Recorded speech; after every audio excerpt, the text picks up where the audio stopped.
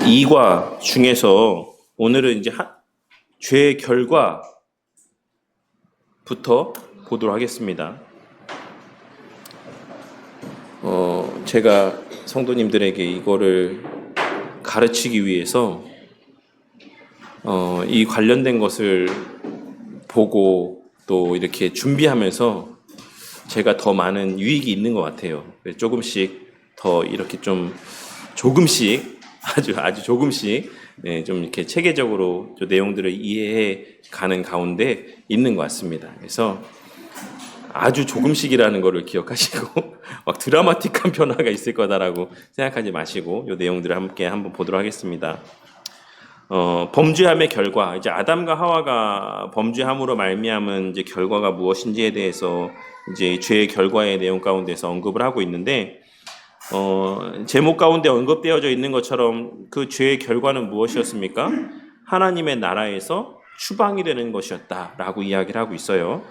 하나님 나라가 무엇이냐라고 했을 때, 하나님 나라에 대한 것을 우리가 여러 가지 말들로 정의를 할 수 있겠지만, 이 책의 내용들 가운데서 이야기하고 있는 하나님의 나라는 하나님이 창조하신 피조세계 가운데, 하나님이 창조하신 완벽한 피조세계 가운데에서 사람이 안식을 누리는 세상, 하나님으로 말미암아 하나님의 온전한 통치, 하나님의 창조하신 완벽한 질서 안에서 사람이 안식을 누리는 세상을 하나님의 나라라고 표현을 하고 있습니다.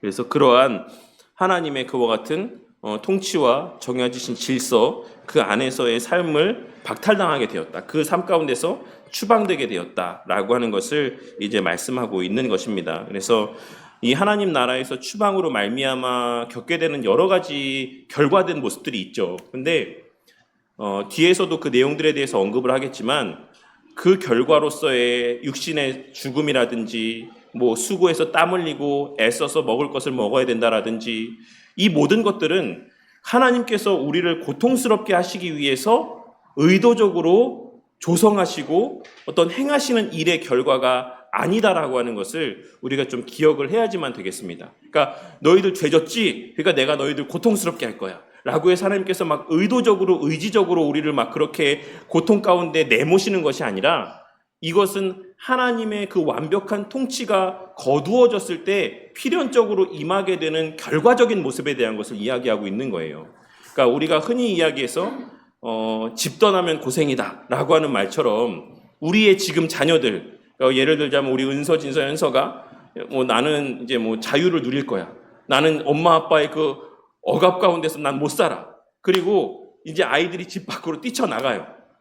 이제 그렇게 됐을 때에 그 아이들이 겪는 고통을 그 부모가 막 그렇게 어떤 의지를 갖고 그 아이들이 고생스럽게 막 뭔가를 해서 아이들이 고통을 겪는 게 아니라, 그냥 그 부모의 품을 떠나게 돼서 결과적으로 자연스럽게 그런 고통 가운데 거하게 되는 것처럼, 이 하나님 나라에서 추방이라고 하는 것, 이 죄의 결과에 따르는 여러 가지 그 하나님의 저주의 내용들은 하나님께서 의지적으로 그렇게 괴롭히시기 위해서 행하시는 일이 아니라, 그 하나님의 통치를 떠났을 때의 모습이 어떠한가를 그냥 나타내 보여주고 있는 겁니다. 그냥 그 결과된 모습이다라는 것이죠. 그래서 그 내용들을 좀 염두에 두고 이 내용들을 한번 보도록 하겠습니다.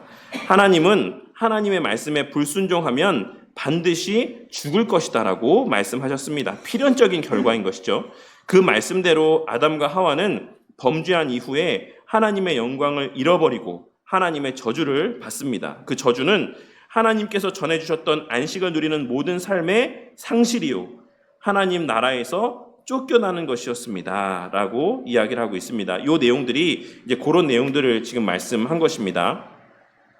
죄가 하나님의 주되심에 대한 거부라고 한다면, 죄에 대해서 벌하시는 것은 하나님의 주되심의 실현입니다. 즉 하나님은 만물을 다스리시는 주님이시기 때문에 죄에 대해서 심판하십니다. 그러면 이 죄에 대한 심판이라고 하는 것이 어떤 식으로, 그리고 또한 그 내용은 무엇인지 이 챕터의 내용을 통해서 함께 살펴보는 시간을 가지려고 합니다. 뒷페이지에 보시면 그 결과에 대해서 언급하고 있는 성경의 말씀을 이제 기록을 해놓고 있습니다. 창세기 3장 11절에서부터 19절까지의 말씀, 그리고 창세기 3장 22절에서 24절의 말씀을 근거로 해서 이제 그 죄의 결과된 모습들이 무엇인가를 함께 살펴보는 시간들을 갖도록 하겠습니다.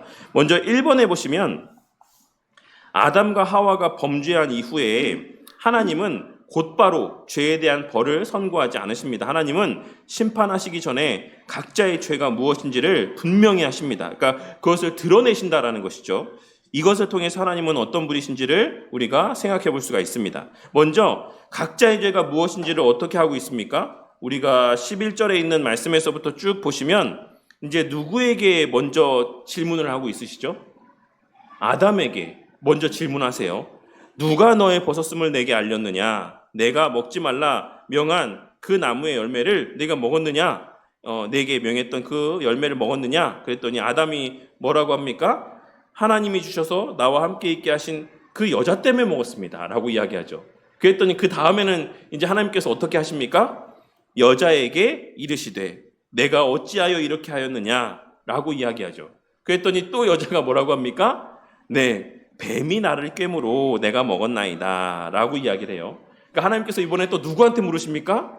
뱀에게 물으십니다. 뱀에게 말을 하시죠. 뱀에게 이르시되 내가 이렇게 하였으니 내가 모든 가축과 들의 모든 짐승보다 더욱 저주를 받아 배로 다니고 살아있는 동안 흙을 먹을지니라 라고 말씀하시는 내용을 확인할 수가 있습니다. 이 내용을 통해서 우리가 확인할 수 있는 것은 하나님께서 순서대로 죄를 드러내시고 그 역순으로 벌을 내리시는 것을, 저주를 내리시는 것을 확인할 수가 있습니다. 이것이 말씀하고 있는 바가 무엇입니까? 의미하는 바가 무엇이죠? 하나님은 공의의 하나님이신 동시에 또한 질서의 하나님이세요. 그래서 하나님께서 이와 같은 모습들을 통해서 우리가 확인할 수 있는 것은 우리는 그러니까 자녀를 교육하는 데 있어서 그 교육학자들이 그리고 그 아동심리학이나 이런 거를 전공하시는 분들이 부모가 가장 하지 말아야 되는 행동 가운데 하나가 이야기하고 있는 하나가 뭔지 아십니까? 분에 못 이겨서 자녀를 나무라지 말아라.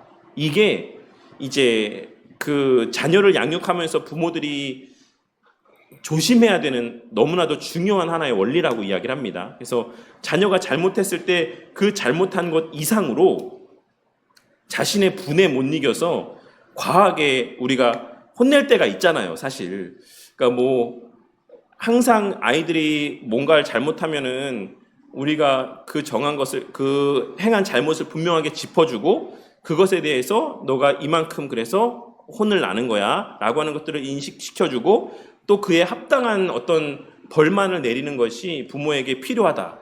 그런 어떤 일정한 기준이 있어서 아이들이 그 기준을 정말 잘 인식할 수 있도록 해주는 게 필요하다라고 이야기하는 것이 이제 우리가 자녀들을 교육함에 있어서의 꼭 지켜야 되는 하나의 원리라고 이야기를 합니다. 그래서 아이들이 예외적인 것을 이제 갖지 않도록. 만약에 우리가 근데 보통 저를 비롯해서 대부분의 부모들은 어떠합니까? 아이들이 잘못을 해도 부모가 기분이 좋을 때는 넘어가기도 하고 근데 별일이 아닌 잘못을 했을 때도 부모가 기분이 좋지 않을 때는 그걸 갖고 야, 너 왜 이랬어? 너 잘됐다. 오늘 너 날 잡았다. 막 이러고 막 혼내고 이런 모습을 나타내 보일 때가 있지 않습니까? 부모들이. 근데 오늘 말씀에서 하나님은 어떤 분이십니까?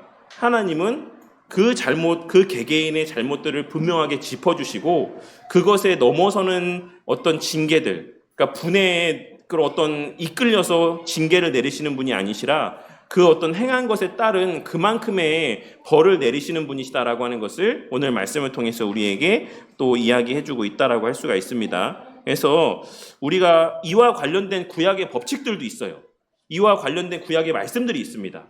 우리가 흔히 잘 알고 있는 구약의 어떤 법 문항 조항들 가운데 어떤 조항이 있냐면 눈에는 눈, 이에는 이, 그 손해본 것에 대한 것을 손해본 것으로 갚으라고 하는 하나님의 율법의 말씀들이 있습니다. 출애굽기 21장에도 레위기 24장에도 신명기 19장에도 이런 말씀들이 있는데 이 말씀의 내용들 눈에는 눈, 이에는 이라고 하는 이 원칙을 가리켜서 우리는 탈리오 법칙이라는 표현을 사용합니다. 탈리오 법칙. 근데 하나님께서 왜 이런 법칙을 주셨을까요? 그러니까 우리는 일반적으로 오늘날 생각했을 때 이것을 너무 과하다라고 생각하는 경우들이 있어요. 그래서 뭐 예를 들자면 이슬람권, 무슬림권에서는 여전히 이 법의 원리에 따라서 그 행한 만큼의 누군가의 뭐 팔에 상처를 주게 되었으면 그 사람도 똑같이 팔에 어떤 상처를 입게 하고 이런 어떤 조항들을 인용을 하는 것들을 보면서 야, 너무 과한 거 아니야? 너무 잔인한 거 아니야? 이렇게 생각하고 구약의 율법에 대해서도 그런 오해를 가질 때가 있어요. 근데 하나님께서 이 탈리오 법칙을 이스라엘 백성들에게 주신 원리는 뭐냐면 그 행한 만큼의 것만 책임을 물으라는 것을 말씀하고 있는 거예요. 그래서 우리가 권력 있는 자들, 그러니까 예를 들어서 예전에도 말씀드렸지만 우리가 왕에 대해서 똑같이 죄를 범하는 것과 일반적인 아무 어떤 권력이 없는 평범한 사람들에게 죄를 짓는 것에 대해서 책임이 달랐어요. 그래서 예를 들어서 왕의 얼굴에 상처를 내게 되면 어떻게 됩니까? 죽기까지 하잖아요. 근데 일반적인 사람들의 어떤 볼에 상처를 내게 되면 뭐 그에 응당하는 어느 정도의 조금 책임을 지던지 뭐 그냥 가볍게 넘어갈 수도 있는 그런 상황이지 않습니까? 그런 것처럼 하나님께서는 과도한 책임을 묻지 않게 하시기 위해서 이 탈리오 법칙을 하나님께서 명하셨던 거예요. 왜냐하면 하나님은 어떤 분이시기 때문에 그 정한 만큼의 그 벌만 내리시는 어떤 과도한 것을 우리 가운데 요구하시는 분이 아니시기 때문에 그 율법 가운데도 그러한 하나님의 성품들이, 모습들이 나타나고 있다라고 할 수가 있는 것입니다. 그래서 우리가 이 하나님의 이 죄를 밝히시고 그 다음에 그 범한 죄에 따라서 각각의 형벌들을 내리시는 것을 보면서 하나님께서는 공의의 하나님이시다, 질서의 하나님이시다, 분에 못 이겨서 과하게 벌을 내리시는 분이 아니시다. 우리가 행하지도 않은 일들을 하나님께서 그에 대한 더 책임을 물으시거나 우리의 행한 것보다 더 큰 책임을 물으시는 분이 아니다라고 하는 것을 확인할 수가 있는 겁니다. 그래서 둘째로는 어떠한 죄의 결과들이 찾아오게 됩니까? 사람 편에서 하나님께 나아갈 수가 없게 되죠. 그래서 하나님께 나아가지 못하고 숨은 것을 우리가 보게 됩니다. 관계가 단절됐다라는 것을 말씀하고 있는 겁니다. 그래서 그 관계의 단절로 말미암는 결과가 무엇입니까? 영적인 죽음인 것이죠. 그 하나님과의 관계가 단절되었다라는 것 자체가 영적인 죽음을 의미하는 것이고, 그래서 영적인 죽음이 결국 초래하는 결과적인 모습이 뭡니까? 육적인 죽음으로 이어지게 되는 것을 확인할 수가 있어요. 그래서 여기서 말하고 있는 죽음을 맞이할 것이다라고 하는 이 말씀의 의미는 그러한 관계 단절, 하나님과의 그 참된 생명과의 관계의 단절을 의미하는 것이다라고 이해를 하시면 될 것 같습니다. 그리고 또한 이 영적인 죽음으로 말미암아서 인간에게 찾아오게 된 상실된 은혜가 있습니다. 그것을 가리켜서 우리가 원의의 상실이라고 이야기를 하는데, 이 원의는 뭐라고 말씀을 드렸었죠? 참 지식과 의로움과 거룩함이에요. 다시 말씀드리겠습니다. 성경에서의 아담의 범죄함으로 말미암아 인간이 하나님과의 관계의 단절로 말미암아서 상실하게 된 것이 원의인데, 그 원의는 참된 지식과 의로움과 거룩함이다 라고 할 수가 있습니다.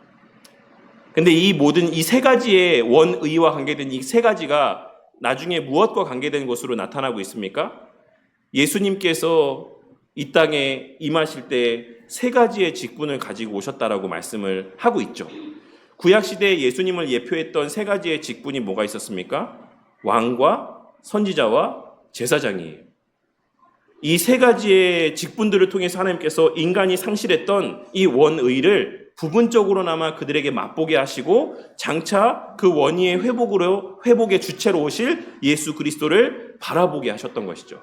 그래서 나중에 예수님께서 다시 오심을 통해서 아담이 상실했던 그 원의, 참 지식과 거룩과 의로움을 회복시켜 주시는 것을 확인할 수가 있는 것입니다. 그리고 나서 결과적으로 무엇이 발생하게 되었습니까? 죄의 결과로 말미암아서 원죄가 발생하게 되었다라고 우리는 알 수가 있습니다. 그래서 2번에 보시면 원래 이거 해설집에 보면 2번이 따로 있고 이 3번이 2번이 3번으로 되어 있어요. 그래서 제가 요 두 번째 거를 좀 말씀드렸던 거고, 3번에 보시면 2번이죠. 2번. 하나님은 모든 것의 주님으로서 그 죄에 대해 각각 벌을 내리십니다. 그것은 무엇이며 안식을 누렸던 범죄 이전의 삶과 비교했을 때 어떠한 특징을 지닌다라고 할 수가 있겠습니까? 특히 땅으로 대표되는 피조세계는 어떻게 되었습니까? 라고 질문하고 있습니다. 그러니까 표를 보시면 뱀은 어떤 저주를 받게 되었습니까? 여자의 후손이 내 머리를 상하게 할 것이다 라고 하는 이 원복음에 대한 말씀을 듣게 되었습니다. 그래서 결국 예수 그리스도를 통해서 사단의 세력이 완전히 이제 멸하여지게 되는, 그 모든 힘을 다 잃어버리게 되는 그러한 어떤 나중에 결과적인 모습을 보게 됩니다. 그리고 여자에게는 어떤 범죄 이후에 저주가 있게 됐죠? 임신하는 고통을 더하게 됐고, 그리고 남편을 원하고 남편은 너를 다스릴지니라 라고 하는 이러한 말씀들을 듣게 됩니다. 그런데 우리말 성경에 보시면 그러니까 너는 남편을 원한다라고 하는 이 표현이 그 의미가 사실 애매하게 번역이 되어 있어요. 이게 어떤 의미인지에 대해서 사실 좀 이제 바르게 이해하지 못할 수 있는데, 우리말 성경의 그 내용의 뉘앙스가 잘 이렇게 드러나 있습니다. 너는 남편을 지배하려고 하나 그가 너를 다스릴 것이다 라고 말씀을 하고 있어요. 그래서 원래 창조된 질서는 어떠했죠? 남편이 아내를 다스리고 아내는 남편의 통치 가운데 기꺼이 순종하며 아내는 또 남편을 돕는 배필로서의 조력자의 역할을 감당하는 것이 하나님이 창조하신 본 질서였어요. 근데 그 질서가 깨어지게 되었다라고 하는 것을 말씀하고 있는 겁니다. 그래서 이 내용들을 좀 뒤에도 다시 한번 살펴보도록 할게요. 그래서 이 내용들 가운데 우리가 하나 생각해 볼 수 있는 게 있습니다. 구원은 뭡니까? 그래서 우리가 하나님 나라의 백성으로서의 지위를 다시 회복하게 되는 것은 어떤 모습을 또 함의하고 있다라고 할 수가 있죠? 이 깨어진 질서가 다시 회복되어지는 것을 의미한다라고 할 수가 있습니다. 그래서 우리가 신약 시대의 바울 사도의 어떤 서신서의 내용들이나 이런 내용들을 보면 무엇을 말씀하고 있습니까? 그리고 우리가 하나님의 계명의 말씀 가운데 담겨져 있는 내 부모를 공경하라라는 말씀 가운데 담겨진 의미에 대해서 뭐라고 이야기를 하고 있습니까? 하나님의 정한 질서 가운데 순복할 것에 대해서 말씀을 하고 있는 것이죠. 그래서 아내는 남편을 공경하고, 또 아내는 남편을 공경하고 남편은 아내를 사랑하는 이 본래의 관계들이 회복되어지는 것. 그리고 본래 이 둘이 어떤 관계였습니까? 한 몸으로서의 서로 벗은 상태에서도 스스로를 부끄러워하지 않는, 거리낌이 없는 하나 된 상태였어요. 근데 이것이 범죄함으로 말미암아서 그 이후에 서로가 장벽이 생기게 되었죠. 서로가 거리낌의 관계가 되고 말았습니다. 그런데 하나님 나라의 회복이라는 것은 무엇을 의미합니까? 원래 그 한 몸으로서의 본래의 관계가 다시금 회복되어지는 것을 의미한다라고 할 수가 있는 거예요. 그 시작이 어디에서부터 시작되는 거겠습니까? 가정 안에서부터 시작되는 것이고, 그 가정 안에서의 관계가 확장되어서 본질적으로 또 어디에서 구현되어져야 되는 모습이라고 할 수 있습니까? 교회의 그 공동체의 모습 가운데서 이 회복의 모습들이 온전히 나타나야지만 된다라고 할 수가 있는 것입니다. 그래서 교회 안에서의 질서를 우리가 중요시 여겨야 되는 이유는 그것이 하나님 나라의 회복된 모습의 한 부분이기 때문에 그렇다라고 하는 것을 기억하셔야지만 되고, 또 성도들 사이에서 그토록 신약시대의 교회의 모습 가운데서 서로의 물건을 제 것으로 여기지 아니하고 통용하며 정말 한 가족과 같은 삶을 살아가는 것을 왜 그토록 강조하고 있는 것인가 라고 하는 것에 대해서도 이 하나님 나라의 회복된 모습, 그리고 본래의 모습이 담고 있는 의미에서 우리가 그 내용들을 비추어서 유추해 볼 수 있어야지만 되는 것입니다. 그래서 그런 면에서 교회 안에서의 성도들끼리의 정말 한 마음으로서 한 몸을 이루는 모습이라고 하는 것은 다시 한번 말씀드리지만 선택의 영역에 속한 모습이 아니에요.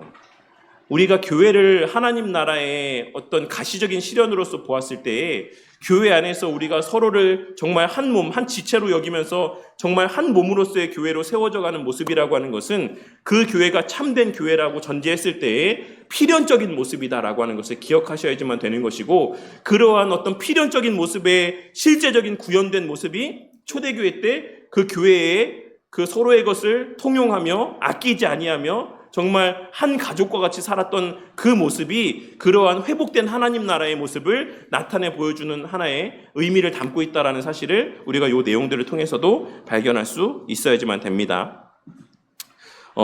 그러면 여자가 누렸던 범죄 이전의 복은 무엇이었습니까? 생육하고 번성하여 땅에 충만하라. 제가 이제 요 말씀을 보면서 문득 들었던 생각이 있어요.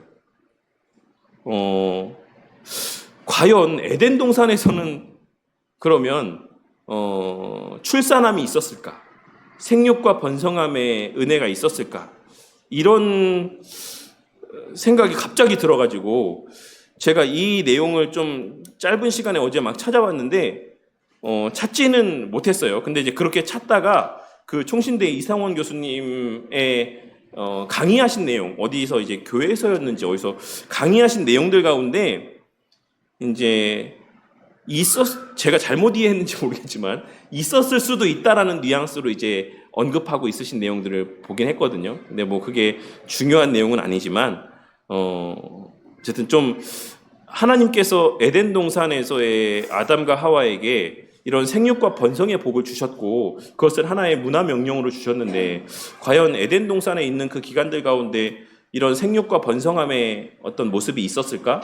요거를 제가 좀 더 한번 보고 자료를 좀 보고 이 내용 다시 한번 좀 말씀드리도록 할게요. 그냥 문득 제가 요거 보면서 좀 궁금증이 들어가지고 좀 요 내용을 잠깐 찾아봤는데 너무 시간이 좀 오래 걸려갖고 찾지 못했어요. 근데 어쨌든 그런 복이 있었다. 그리고 내 뼈 중에 뼈요 살 중에 살이라 이 말이 담고 있는 의미가 무엇입니까? 그만큼 아내를 너무나도 사랑받는 어떤 그런 관계 가운데 있었다. 아내가. 그리고 남자가 부모를 떠나 그의 아내와 합하여 둘이 한 몸을 이루는 관계를 유지할 수 있었다. 근데 결과적으로 나중에 이제는 어떻게 되었다? 여자가 남편을 지배하려고 하는 이런 모습이 죄된 모습의 결과다라고 하는 것을 확인할 수가 있습니다. 그래서 오늘 예전에도 말씀드렸지만 오늘날의 여성 인권 운동이 너무나도 활발하죠. 그래서 여자도 남자와 동등하고 남자가 할 수 있는 모든 일들을 여자도 해야 되고 어떤 면에서는 여자가 더 이제 나은 점들을 우리가 인정해줘야 된다라고 하는 어떤 이런 페미니즘적인 여러 사고들이 오늘날 이 시대 가운데 되게 만연해 있는 것을 확인할 수가 있어요. 근데 그러한 어떤 문화의 기원이라고 하는 것이 비단 우리가 20세기, 21세기를 통과하면서 이러한 시기 가운데 나타난 모습은 아니다라고 하는 것을 우리가 창세기에 기록된 말씀을 통해서도 확인할 수가 있습니다. 이것은 우리가 범죄하는 그때부터 하나님께서 말씀하고 있으신 바라고 할 수가 있는 것이죠. 그래서 끊임없이 여자는 남성의 권위 가운데 도전하며 본래 지음받은 그 본리의 자리에서 이탈하려고 하는 모습이 계속해서 죄된 모습으로 결과적인 모습으로 나타나고 있는 것이다라고 할 수 있는 것입니다. 이후에 남자는 또 어떤 것이었습니까? 남자는 너는 평생에 수고해야지만 그 소산을 먹을 것이다 라고 말씀을 하고 있습니다. 그리고 내가 흙으로 돌아갈 때까지 얼굴에 땀을 흘려야지만 먹을 것을 먹게 될 것이다. 그래서 이제 이러한 수고 가운데서만 먹고 살 수 있을 것이다라고 말씀하고 있는 것이고 흙이니 흙으로 돌아갈 것이다라고 말씀하고 있는 것은 육적인 죽음에 대해서 말씀하고 있는 거예요. 그래서 결국 영적인 죽음 이후에 육적인 죽음이 필연적으로 찾아오게 되었다라고 하는 것을 말씀하고 있는 것이죠. 그러니까 이것에서 또 하나 우리가 유추해서 생각해 볼 수 있는 게 뭐냐면 영적인 죽음이 필연적으로 뭘 갖고 온다라고 지금 말씀드렸습니까? 영적인 죽음이 육적인 죽음을 필연적으로 수반한다라고 이렇게 말씀을 드렸죠. 이것을 바꿔 말하면 그리스도를 통한 우리의 영적인 생명의 회복은 필연적으로 또 무엇의 회복을 갖다 준다라고 생각할 수 있습니까? 다시 영적인 죽음이 필연적으로 육적인 죽음을 불러일으키게 되었다. 결과적으로. 그러면 그리스도를 통한 우리의 영적인 생명의 회복은 필연적으로 뭐에 또한 회복을 담보하고 있는 겁니까? 육적인 생명의 회복을 우리 가운데 나타내 보여주고 있는 거예요. 그러니까 우리가 육적으로 영생한다라고 하는 것, 육신도 부활하여서 영원히 산다라고 하는 것은 창세기에 기록된 이 말씀을 통해서도 우리가 확인할 수 있는 바라고 할 수가 있는 겁니다. 그래서 본래의 그 범죄함 이전의 복은 무엇이었습니까?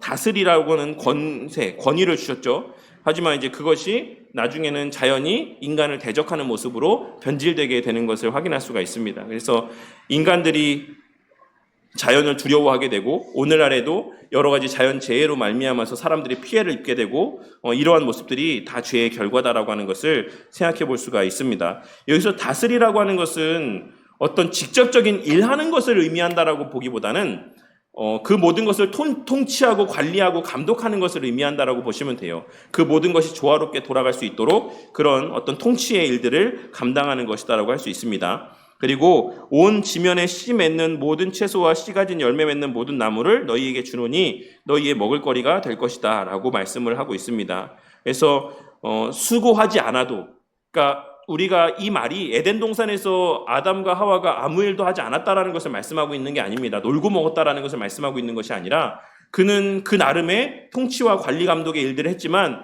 먹기 위한 수고는 하지 않았다라는 거예요. 하나님께서 먹을 것을 풍족하게 아담과 하와에게 베풀어 주셨다라는 의미가 담겨 있습니다.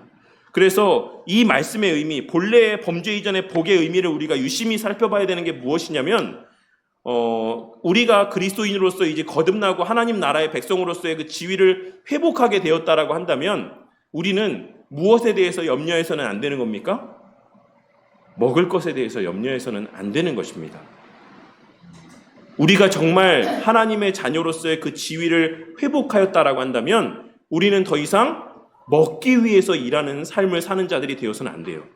먹기 위해서 사는 삶은 누구에게 주어진 삶이었습니까? 범죄한 아담에게 주어진 삶이었어요. 먹고 살기 위해서 땀 흘리며 수고하고 애쓰는 삶이라고 하는 것은 하나님의 자녀에게 주신 특권적인 삶이 아니라 하나님의 통치를 벗어난 자에게 저주의 모습으로 임했던 모습이었습니다. 그래서 오늘 설교 때도 말씀드렸던 것처럼 우리는 먹고 살기 위해서 땀 흘리고 수고해서 사는 사람들이 아닙니다. 그렇다라고 해서 우리가 땀 흘려 수고하고 애쓰고 일하지 말라, 그것을 말씀하고 있는 게 아니죠. 우리의 직장에서의 땀 흘리고 수고하는 것은 무엇 때문입니까? 하나님의 자녀로서, 하나님의 나라 백성으로서, 하나님 나라의 현현을 증거하기 위한 수단으로서의 우리는 우리의 주어진 직장에서의 애쓰고 수고하는 삶을 사는 것이지, 먹고 살기 위한 수단으로서 우리가 직장에서 애쓰고 수고하며 열심을 내며 사는 게 아니다라는 거예요. 왜냐하면 그거는 하나님 나라 백성에게 주어진 걸맞는 삶의 모습이 아니기 때문에 그렇습니다. 그래서 우리가 먹고 살기 위해서 때로는 막 그런 것도 요구받잖아요. 우리가 그리스도인으로서 하지 말아야 되는 행동들까지도 요구받을 때가 있잖아요. 그리고 우리는 그 직장에서 잘리지 않기 위해서 그 하나님의 말씀에 어긋나는 일이 분명하다는 것을 알고 있음에도 불구하고 어쩔 수 없이 그 일을 해야 되는 상황을 마주하게 될 때도 있잖아요. 그럴 때 우리가 어떤 모습을 나타내 보여야 됩니까? 내 먹고 사는 문제는 하나님께서 해결해 주실 것이다라는 것을 믿고 그 상황 가운데서의 그 불합리한 어떤 모습들에 대한 요구를 거절할 수 있어야지만 돼요. 그러니까 이 말씀이 그렇게까지도 확장되어져 갈 수 있다라는 겁니다. 그러니까 우리가 하나님 말씀까지도 어겨가면서 그 직장에서 잘리지 않기 위해서 우리가 그 요구받는 부당한 일들을 행한다라고 하는 것은 뭡니까? 나는 지금 무엇을 위해서 일하고 있다라는 것에 대한 반증입니까? 나는 먹고 살기 위해서 지금 여기서 일하고 있는 것이라는 것에 대한 반증이 되는 거예요. 근데 그런 모습은 누구의 삶의 모습이었다? 범죄한 아담에게 주어진 저주의 모습이었다라는 것을 기억하셔야지만 됩니다. 그래서 우리는 더 이상 먹고 살기 위해서, 내 입에 풀칠하기 위해서 정말 일하는 존재들이 아니다라고 하는 것을 꼭 기억하시기를 바라겠습니다. 땅은 어떤 저주를 받게 되었습니까? 땅은 너로 말미암아 저주를 받고 땅이 내게 가시덤불과 엉겅퀴를 낼 것이다. 이것은 이제 호세아 10장 8절 말씀해 보시면 황폐한 상태가 되었다라는 것을 말씀하고 있는 겁니다. 그래서 땅이 더 이상 그렇게 비옥하지 아니하고 정말 엉망진창이 되었다. 근데도 제가 말씀드렸죠. 그래서 지금의 그러한 자연도 어떻습니까? 너무나도 아름답지 않습니까? 이런 하나님께서는 이 상태를 호세아 10장 8절 말씀을 보시면 완전히 황폐한 상태를 가리키는 표현이라고 언급하고 있어요. 가시덤불과 엉겅퀴가 나는 이러한 상태. 하나님께서 지금 우리의 속해 있는 이 땅의 상태가 그런 상태다. 엉망이 된 상태다. 라고 말씀하고 있는 거예요. 근데도 우리 보기에는 이 자연이 어떻다? 너무 아름답다. 그러니 본래 이 범죄 이전의 땅의 모습이라고 할 수 있는 하나님이 지으신 그 모든 것을 보시니 하나님 보실 때 심히 좋았다라고 여길 만한 이 아름다움의 모습과 완벽한 모습은 우리의 장래에 보게 될 그 모습 가운데서 얼마나 아름다울지에 대해서 우리가 생각해 볼 수 있다라는 것입니다. 우리가 그 아름다움을 이 그리스도인들은 거듭남 가운데서의 보여지는 안목 가운데 물론 부분적으로 목도할 수 있지만 이 지금의 우리가 이 현실 세계에서 볼 수 있는 이 아름다움이라고 하는 것은 사실 우리가 장차 완벽하게 보게 될 날에 비하면 사실 되게 부분적인 것에 불과하다라고 하는 것을 또한 확인할 수가 있습니다. 그래서 이러한 본래의 복이 있었고 이러한 저주된 모습들이 있었다라고 하는 것을 기억하시면 되겠습니다. 다음 페이지 보시면 3번에 이제 에덴 동산으로 상징되는 창조 세계의 주가 되려고 했던 그 스스로가 주인이 되고 싶었던 아담과 하와는 결국 어떻게 되게 되었죠? 어떻게 됐습니까? 에덴 동산에서 쫓겨나게 되었습니다. 에덴 동산에서의 에덴의 의미가 무엇이라고 생각하십니까? 혹시 들어본 적 있으세요? 에덴의 의미? 에덴은 기쁨이고 즐거움이란 뜻을 지니고 있는 표현입니다. 에덴. 그 기쁨과 즐거움의 동산에서 쫓겨나게 됩니다. 이 말은 무슨 말입니까? 하나님의 온전한 통치가 있는 그곳이 참된 기쁨과 참된 즐거움이 있는 장소다라고 하는 것을 말씀하고 있는 것이에요. 자꾸 제가 자녀들의 예를 빗대서 말씀드리는데, 왜냐하면 사실 하나님께서 가정을 주시고 자녀들을 주신 이유가 무엇을 깨닫게 하시기 위함이다? 하나님과 우리 사이의 관계, 하나님 앞에서의 우리의 모습, 우리의 주어진 현실을 더욱더 쉽게 이해하게 하시기 위한 하나의 방편이기도 해요. 그래서 우리 자녀들이 그 부모의 품을 떠났을 때 결국 어떻게 된다? 고생을 겪게 되고 여러 가지 돌봄을 받지 못하게 되는 상황들이 된다라는 것이죠. 그래서 여기서의 성경적인 표현에 빗대자면 이제 피조 세계의 노예가 된 삶, 죄의 노예가 된 삶을 살게 되고 피조 세계에 절대적으로 의존해야지만 되는 삶을 살게 되어버리고 말았습니다. 본래 인간은 누구만 의지하면 됐습니까? 누구에게만 의존하면 되는 존재였어요? 하나님에게만 의존된 삶을 살아가면 되는 존재들이었습니다. 그러니까 우리가 제가 늘 말씀드리지만 하나님과 피조물 가운데의 결정적인 차이가 뭡니까? 하나님이 하나님에 대해서 표현한 자신에 대한 표현한 그 설명이 뭐였죠? 나는 누구다? 스스로 있는 자다. 이게 자기 선언이에요. 하나님은 그 무엇에도 의존하지 않는다라고 하는 자기 선언입니다. 하나님의 존재의 본질적인 특징이에요.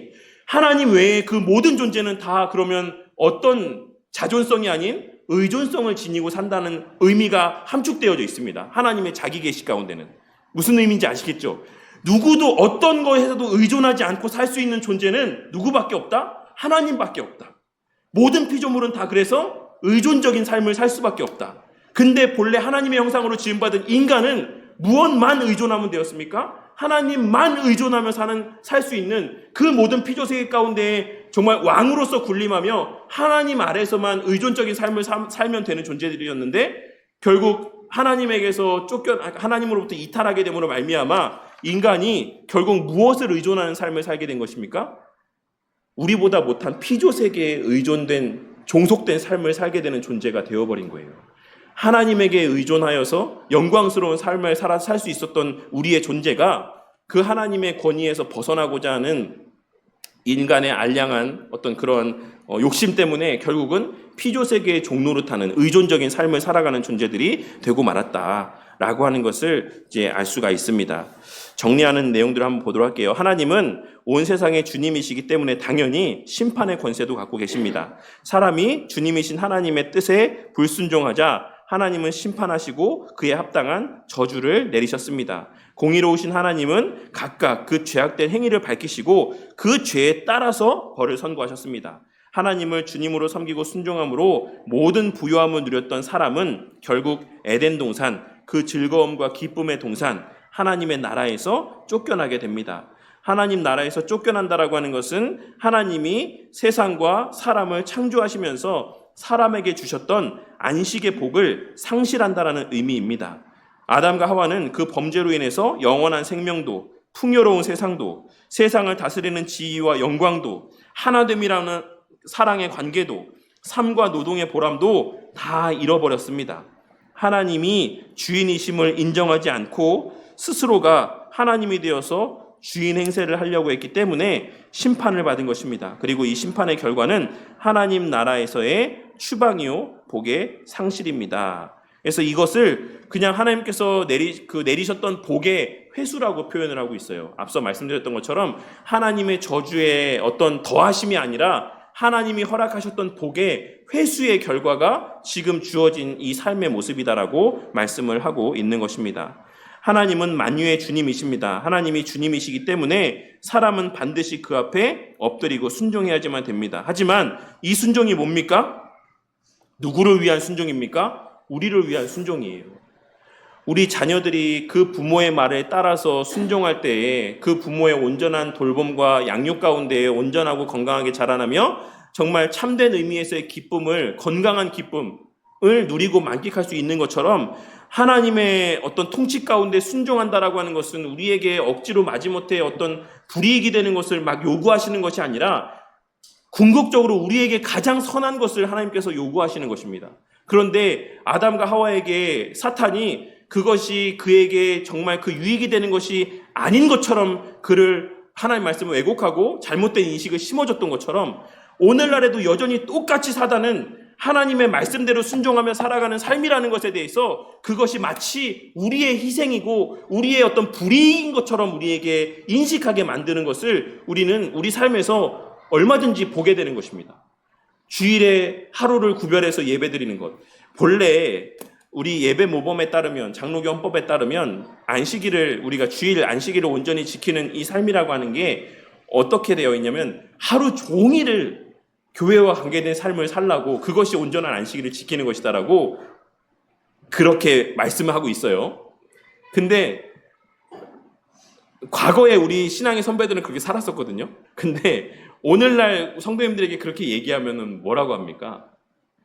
아니, 그러면 나는 도대체 언제 쉬냐, 주일에 좀 예배 드리고 가서 좀 쉬어야 되는데, 주일에 하루 종일 교회에 있으라는 게 말이 되냐? 라고 이야기를 하죠. 그 말의 이면에는 어떤 의미가 담겨 있습니까? 교회 안에서의 하나님 말씀대로 살아가는 이 삶이라고 하는 게 나의 희생이고, 나의 섬김이고, 나의 어떤 불이익이다라고 하는 인식이 있어요. 하나님을 좋게 하기 위해서 내 이익을 조금 내가 좀 이렇게 감내하고, 불이익을 감내하고 내가 그것을 희생하는 것이다라는 의미가 담겨 있는 거예요. 근데 이 마음은 누가 주는 마음입니까? 하나님이 주는 마음이 아니에요. 사단이 주는 마음이에요. 하나님이 정말로 안식일을, 주일을 온전히 그렇게 지키라고 했느냐? 라고 이렇게 우리에게 꼬드기는 거죠. 우리의 6일의 삶을 주시고 고작 이 하루의 삶의 온전한 헌신과 하나님 앞에서의 그 충성의 삶을 하나님께서는 요구하셨을 뿐인데도 하나님께서는, 사단은 그것도 과한 것이다라고 생각하게 만들죠. 최근에 제가 그 11조와 관계된 이야기를 제가 본 적이 있는데, 11조를 예수님과 연결지어서 이렇게 설명하시는 목사님의 설명을 제가 보았었어요. 그래서 그 마다들을 우리에게 내어주심으로 그 한 사람의 속량함을 통하여서 그 모든 사람이 다 깨끗하여지고 거룩하여지는 은혜들을 11조의 개념이 담고 있다라고 설명하는 것을 제가 보았습니다. 그래서 그 소산의 일부, 가장 귀한 것, 그 처음 것을 하나님 앞에 드림을 통하여서 그 나머지의 9가지가 다 우리의 것이 되는, 우리의 것으로 쓸 수 있는 하나님께서 은혜들을 부어주시는 그런 의미들이 담겨 있다. 그것이 곧 더 나아가서는 그리스도를 통해 성취하실 하나님의 그 대표성의 어떤 원리에 대한 예표적인 의미가 담겨져 있다라고 이렇게 설명하고 있는 것을 본 적이 있습니다. 그러니까 하나님께서는 모든 것을 다 주시고 그 가운데 정말 일부를 그마저도 우리의 유익을 위해서 요구하고 있으심에도 불구하고 우리는 그것마저도 그것이 마치 나에게 해가 되는 것처럼, 나의 희생인 것처럼, 나의 섬김인 것처럼 그렇게 사단은 우리에게 오해하게 만들므로 끊임없이 주어진 것에 감사하기보다는 그 일부에 하나님께서 요구하시는 삶에 대한 불평과 원망의 말들을 내뱉게 한다라고 할 수가 있는 것이죠. 하지만 그러한 삶 가운데 그렇게 우리가 쉼을 취한다라고 해서 좀 개운하십니까? 주일에 예배 안 드리고 오전만 예배 드리고 집에 가서 이렇게 오후 내내 계속 잠만 자면은 그 다음 월요일에는 정말 개운하게 한 주 살 수 있을 것 같으십니까? 그렇지 않습니다. 그러니까 우리가 참된 안식이라고 하는 것은 아무것도 아무 일도 하지 않는 것이 참된 안식이나 쉼이 아니에요. 그래서 만약에 그렇다라고 하면 우리가 여름 휴가에도 다 집에만 있어야죠. 집에만 처박혀서 4박 5일이고 뭐 며칠이고 일주일이고 열흘이고 잠만 자야죠. 회복을 위해서. 근데 우리는 다 뭐 합니까? 내가 원하는 것을 하기 위해서 가잖아요. 그 내가 즐거워하는 일들을 하면서 그를 통해서 에너지를 얻잖아요. 재충전을 하잖아요. 그래서 젊은 친구들은 직장 끝나고 피곤한데도 한강 나가서 달리기 하고 자전거 타고 또 다른 취미 생활을 갖고 뭐 클라이밍을 하고 그 고된 일들을 하지 않습니까? 그 왜 합니까? 거기서 재충전을 얻고 쉼을 얻기 때문에 그렇지 않습니까? 우리의 이 안식이라고 하는 것, 이 주일에 구별된 안식이라고 하는 것, 하나님께서 이 날을 우리에게 주신 것은 이 안에서의 참된 기쁨과 즐거움을 맛봄을 통하여서 세상에서의 6일의 삶 가운데 그 지치고 고냈던 하나님의 말씀의 법과 정말 괴리가 있는 삶 속에서의 상처받고 힘들었던 것들을 이 하나님의 통치가 완전히 구현되는 교회 공동체 안에서의 삶을 통해서 맛보고 회복하고 기쁨과 안식을 누리라고 우리에게 이 주일을 허락하신 거예요. 그래서 아침부터 저녁까지 충만하게 누려라. 정말 신앙적인 얘기 실컷 할 수 있고 함께 마음껏 찬양할 수 있고 마음껏 말씀 보고 말씀 듣고 기도할 수 있는 이 주일 안식일의 시간들 가운데 너희들이 쉼을 얻고 회복의 은혜를 얻어서 다시 6일의 삶에 나가서 다시금 그 불신의 세상 가운데서 그리스도인으로서의 삶을 살아라. 그런 의미가 담겨 있는 겁니다. 하나님 나라의 실현으로서 구현으로서 이 교회 공동체 안에서의 그 맛을 보고 누리고 만끽하면서 회복의 은혜를 받아 누리라는 의미가 담겨 있는 거예요. 그런데 오늘날 교회라고 하는 곳에서의 그 기쁨이 없죠. 교회 안에서 그 기쁨을 바르게 전하여 주지 못하고 있는 게 현실이죠. 성도들에게 어떤 헌신만을 요구하고 그 말씀과 영적인 어떤 유익이나 기쁨이나 어떤 그 즐거움, 참된 안식에 대한 것들은 성도들에게 전하여 주지 못하고 있는 게 현실이고 한계입니다. 그래서 교회 오는 게 너무 수고스러운 거예요. 교회에 오는 게 기대가 되지 않는 겁니다. 기쁨이 되지 않는 거죠. 그냥 교회 가는 것도 하나의 어떤 내 수고스러움의 연장인 것처럼. 그래서 나는 쉬는 시간이 없다. 나는 쉬는 날이 없다. 왜? 주일도 나에게는 또 다른 의미에서의 일하는 날이기 때문에. 네, 이런 것이 사실 오늘날 교회의 의미가 많이 왜곡된 결과다라고 생각을 해요. 물론 1차적인 책임은 목사들에게 있겠죠. 목사가 이 교회에서의 그 하나님 나라의 어떤 구현된 모습으로서의 그 맛, 그 즐거움, 안식, 기쁨 이런 것들을 성도들로 하여금 누리지 못하게 한 결과이기도 하다라고 생각합니다. 어쨌든 하나님께서 요구하시는 모든 바는 다 누구를 위한 것이다? 우리를 위한 것이다. 우리의 회복과 우리의 은혜와 우리의 안식과 우리의 어떤 만족을 위해서 하나님께서 요구하시는 바라고 하는 것을 우리가 기억할 수 있어야지만 됩니다. 하나님이 주님이심을 인정하지 않고 자기 스스로가 하나님이 되어 주인 행세를 하려고 했기에 심판을 받은 것입니다. 그리고 이 심판의 결과는 하나님 나라에서의 추방이요, 복의 상실입니다. 하나님은 만유의 주님이십니다. 하나님이 주님이시기에 사람은 반드시 그 앞에 엎드리고 순종해야지만 됩니다. 우리 주 하나님께 순종할 때 비로소 참된 안식의 복을 누릴 수 있습니다. 하나님을 주님으로 인정하지 않고 불순종하며 자기 마음대로 사는 것이 죄 중에 가장 큰 죄입니다. 하나님의 주 되심을 부정하는 것은 결코 용납될 수 없으며 반드시 심판을 받습니다. 라고 하는 것을 우리가 꼭 기억했으면 좋겠습니다. 오늘 원래 요 다음 것도 함께 나누려고 했는데 오전에 설교도 너무 길게 했으니까 오후 시간에는 요만큼만 하도록 할게요. 그래서 다시 한번 좀 정리해서 말씀을 드리자면 우리가 범죄 이전의 복의 상태가 무엇이었고 범죄 이후의 저주의 상태가 무엇이었는가 요 앞장에 있는 표의 말씀의 내용들을 한번 곰곰이 잘 보셨으면 좋겠어요.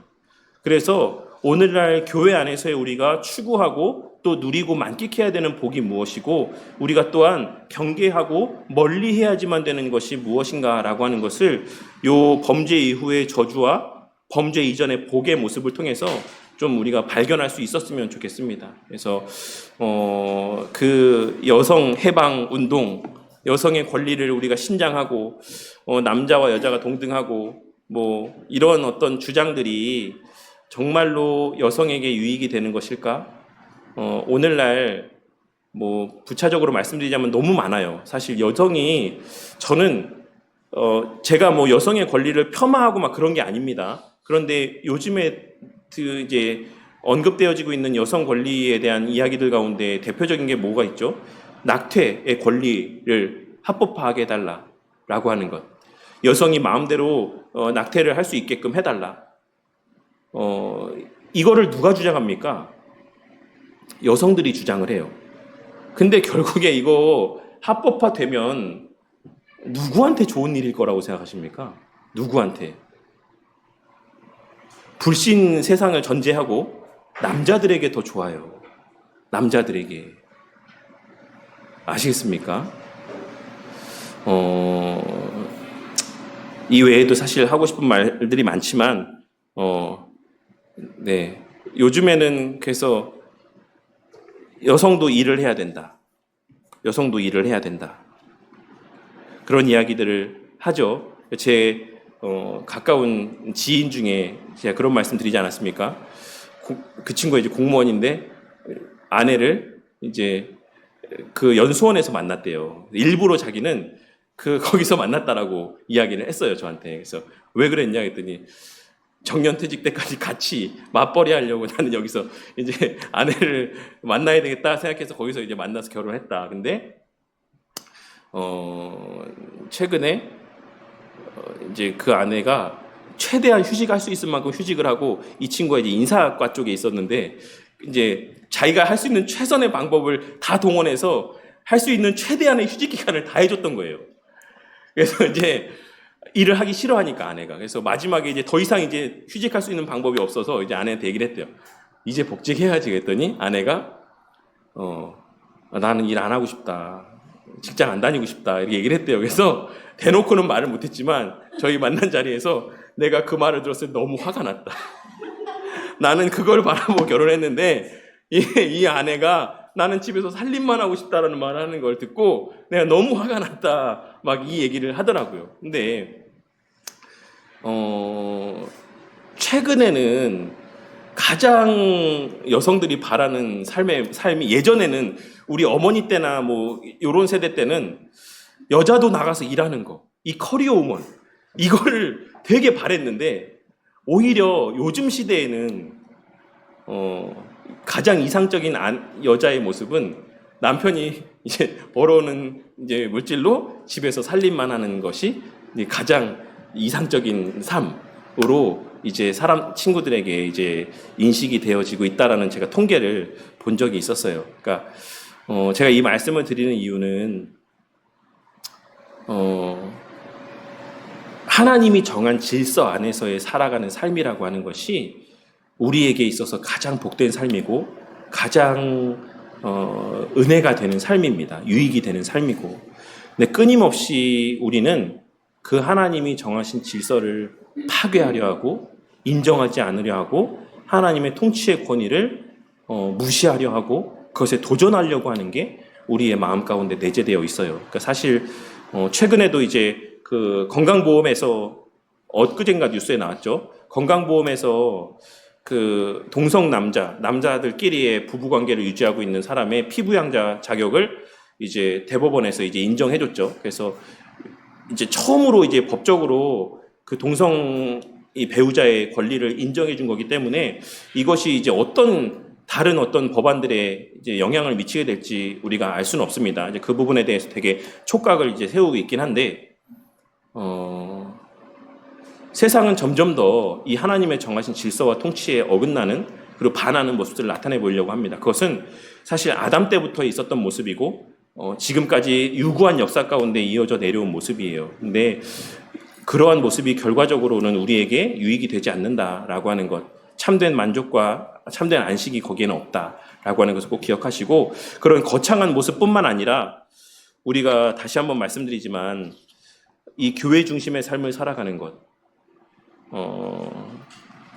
그리고 안식일을 기억하여 온전히 지키는 의미의 연장선상에서의 어떤 주의를 온전히 지키는 삶이라고 하는 것이 우리 성도님들에게 어떤 희생으로 여겨지지 않았으면 좋겠어요. 내 섬김이다, 내 희생이다, 내 시간을 할애해서 이렇게 이 시간들을 이렇게 보내는 것이다라고 하는 그런 인식들이 있지 않았으면 좋겠습니다. 앞으로 계속해서 이 내용들을 나누어 가면서 왜 우리가 이 교회 안에서의 교회 공동체로서의 삶을 살아가며 이 안에서의 하나님께서 요구하시는 바대로의 각자의 역할들을 감당하며 살아가는 모습이 왜 우리에게 유익이 되는 것이고 그것이 왜 은혜이고 왜 거기에서 우리가 참된 안식을 누릴 수 있는 것인지, 어떤 안식을 누릴 수 있는 것인지를 좀 계속해서 이어지는 말씀의 내용들을 통해서 좀 살펴보는 시간들을 갖도록 하겠습니다. 네, 제가 기도하고 마치겠습니다.